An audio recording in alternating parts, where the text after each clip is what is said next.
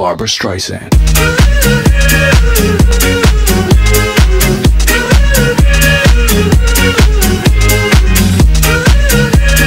Suit up! Suit up! Suit it up! Good afternoon, my name is Fabio, and here on the Famiglia show, today we're going to be talking a little bit about the latest research on the gay gene and how the controversy with these ex-gay camps where they claim to pray the gay away, how scientists find this controversy, and I'm going to have a guest and some fellow co-workers talk about their views on these ex-gay camps and homosexuality in general.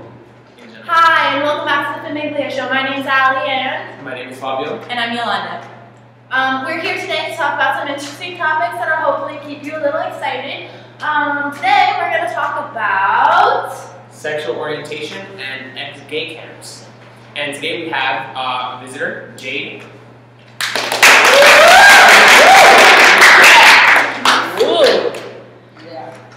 Hello, how are you feeling today?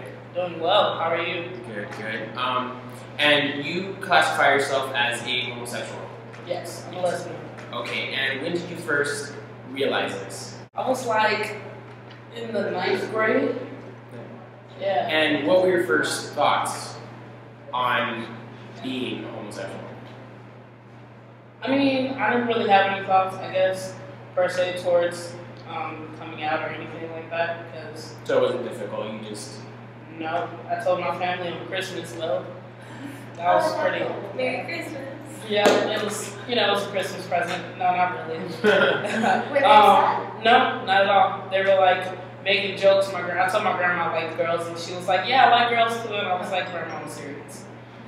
And then, you know, we were cool with it. Everybody was fine with it. Good.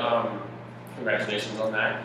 And you are currently in a relationship, are you not? Yes, yes, yes. And you said that your girlfriend is the daughter of a pastor.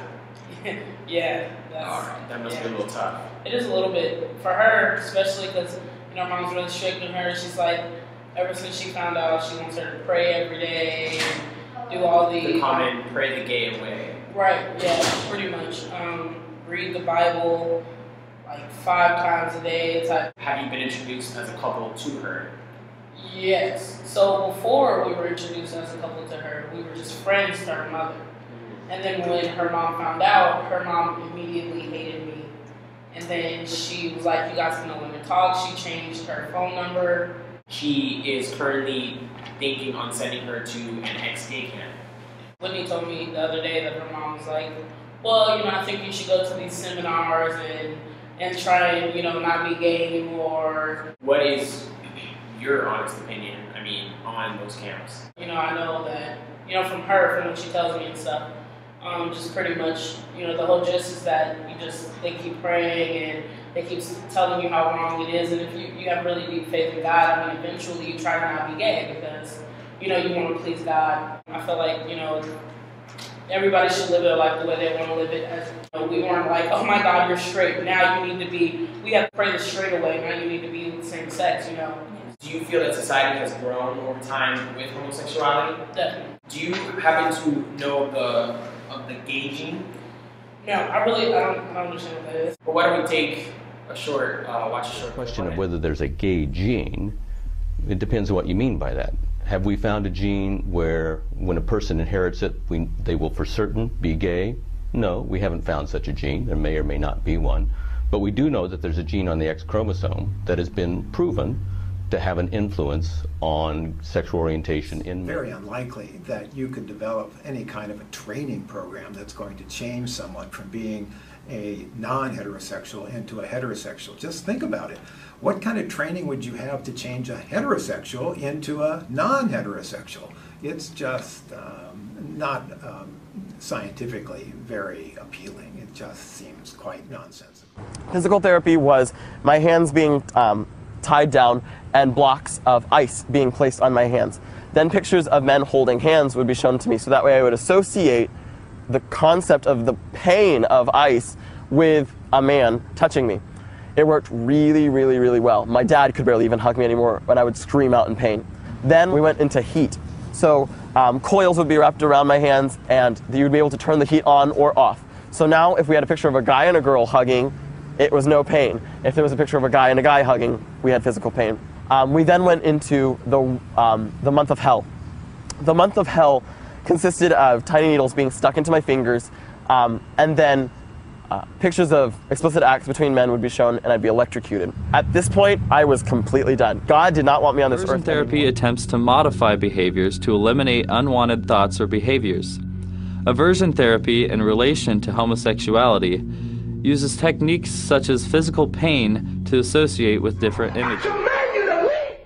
It is a frantic scene, a teen writhing as the adults around him implore homosexual demons to get out.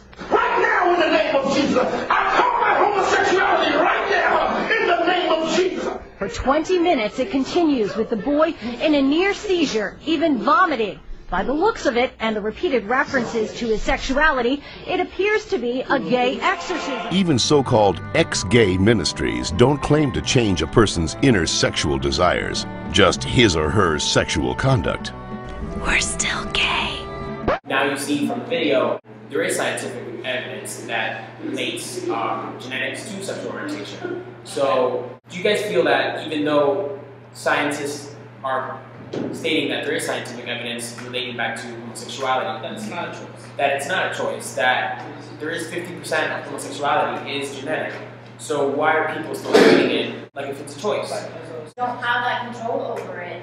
We start to lose our power, and when we lose our power, I don't know if you've noticed, but humans tend to become very fearful, and with this fear it becomes, riots, and we start to act a little inhuman. It also kind of relates to what we were talking about in our last episode on how, we see the U.S. kind of evolve, not even the U.S., the whole world, from these traditional values into now where everyone's kind of like very liberal, and there's this whole I understand you understand me attitude, but this is just one issue that we all can't seem to come to a consensus on. My main thing is the ex-gay camps, where these parents force these kids to go to these camps, or just the kids voluntarily go just to feel accepted by their parents. Right. But nobody really knows how these camps work. We know that they use therapy. You relate homosexuality to pain and fear. They even show statistics that 70% of these candidates that leave these camps as straight end up being homosexual again. Would you ever attend one of these camps? No, it wouldn't work. My question for you, Fabio, is I know these camps are probably legal due to consent. Do they get, government help, or, is tuition for the program affordable for the parents, or how are people getting involved in this? As far as I know, they do not have government-based funding. They do have more church-based funding, and these programs do require tuition. Usually around $16,000 is the average for this camp, and it provides like a 10-week or 10-month duration period. So it is pretty costly, but parents do believe that that their child will be saved from homosexuality. Well, I'd like to thank you for coming on and speaking about such a personal topic. I know it takes a lot, and we really appreciate it. So Yes, thank you. Thank you for coming. No problem. Thank you.